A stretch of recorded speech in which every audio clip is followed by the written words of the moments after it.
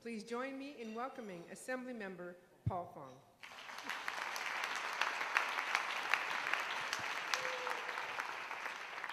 Thank you very much. It's an honor for me to be here today.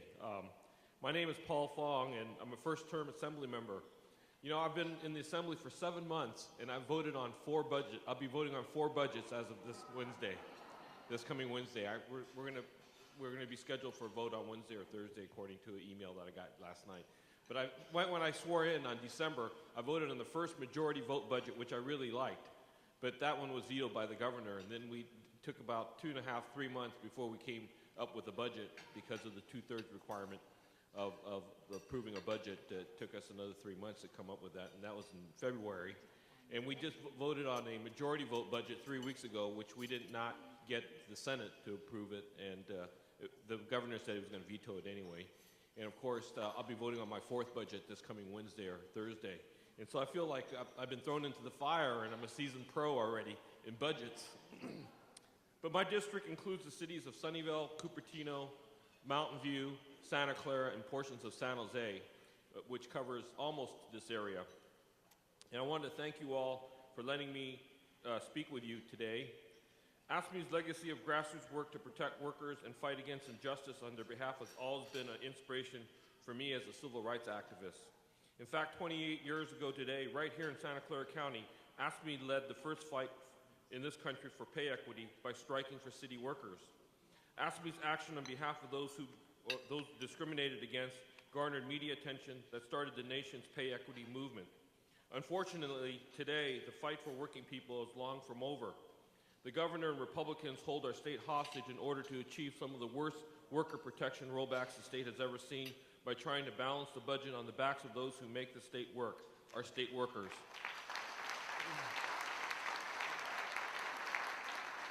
His proposal to mandate a 4th furlough date is not only counterproductive, it is short-sighted. By removing valuable state worker resources, he will reduce the quality of valuable state services. This work, which many of you here provide on a daily basis, is necessary to preserve vital social services which get people back to work, return them to society where they become productive tax-paying citizens. By eroding the quality of these services even further, California will face an even larger budget challenge, paying more to fix the budget neglect or paying others to do the job. These services that, if contracted out, will cost our state even more money. Analysis by both the California Research Bureau and the State Compensation Insurance Fund document that it costs the state 50% more to hire private contractors than to have state employees perform the same work.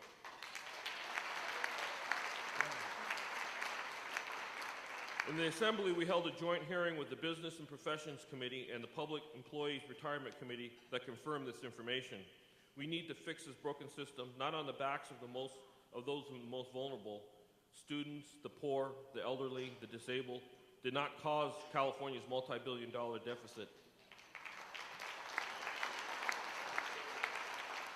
As long as California remains one of only 3 states to require a 2/3 vote in the legislature to approve the state budget, Sacramento will remain in near-permanent budget deadlock.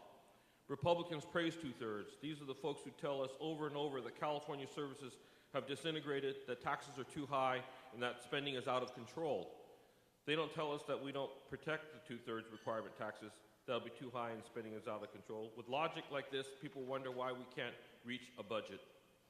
Well, there is a solution out there.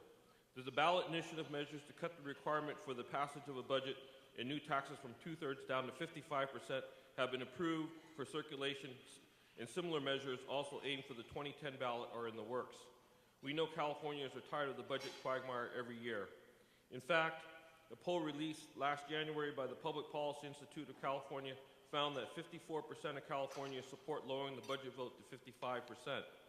I ask that each of you continue to do all you can to educate the public, members of the legislature, the governor, and the needed reforms to protect California's future. Without you, we wouldn't have pay equity, collective bargaining. Without you, we wouldn't have the Employee Free Choice Act, which I fully support, as well as the California budget that asks everyone to pay their fair share while protecting important natural resources, infrastructure, health, and human services. Thank you for your time, and power to the people.